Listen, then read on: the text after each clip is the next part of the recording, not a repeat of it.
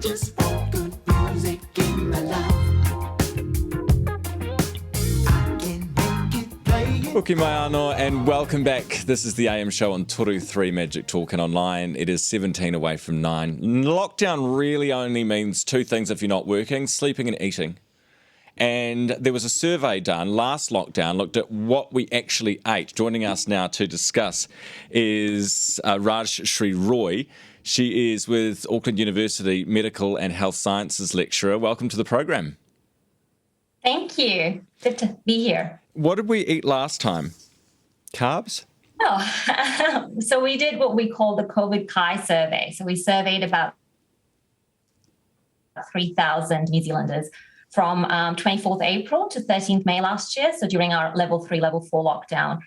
And essentially, most people increased their consumption of food and drinks that we would sort of classify as not so healthy. So things like your sweet and salty snacks and your refined carbohydrates like white bread and pasta, your processed meat and sugary drinks. So about 40% of the people who responded to the survey were eating more sweet snacks and 30% reported eating more salty snacks. And 1/3 of the participants said that they increased their alcohol intake. A third of us, right. Goodness me. That's what happens when you're bored, isn't it? You eat, I suppose. And this time we're doing fakeaways. Is that any better than the bread we were making last time, or are we going to be fatter this time round? Yeah, you're right. So it's not just New Zealanders that have struggled to eat healthily during lockdowns. I mean, research from around the world shows that, like you said, being at home and being bored and heightened stress leads to more snacking. But I think it's good to get cooking. We have the time. So especially instead of sort of lining up outside takeaway outlets, making them at home could be a cheaper, healthier and tastier way, and spending time with the bubble. So, yeah.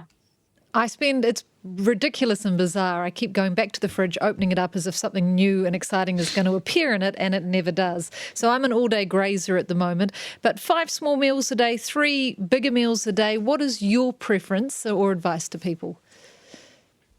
I think it's about listening to your body, right? And what would you do otherwise? So having food at home and realizing that are you hungry or not is the first point of contact, like listening to your body and feeling whether I'm hungry or am I just bored.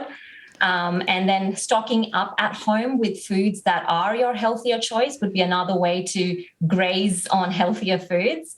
But at the same time, we need to have some of those snacky foods at home as well, because in times of isolation and uncertainty, having those foods are a source of comfort. And a reminder that, you know, we can enjoy food at home with our bubble and can be very beneficial for our mental health. So while we don't need much of those foods, it's important that we mindfully enjoy them. So whether that's in 3 large meals or if we're getting a little bit hungry, including some snacks that we like in our daily routine is a good idea, I would say. Absolutely. I'm glad you finished with that. A bit of a leniency on those sweet treats. Auckland University Medical and Health Sciences lecturer, Dr. Rajshri Roy. Thank you very much for your time this morning. We really appreciate it.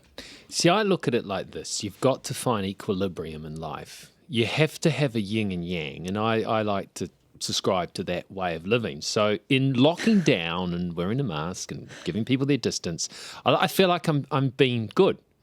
So I need to be bad. I need to balance that out. And I do that by maybe drinking a bit more, about maybe eating rubbish food. So when people start saying, oh, you shouldn't do that, you shouldn't, bugger off. At home, I'm going to be bad behind closed doors to find that equilibrium in life. I love your just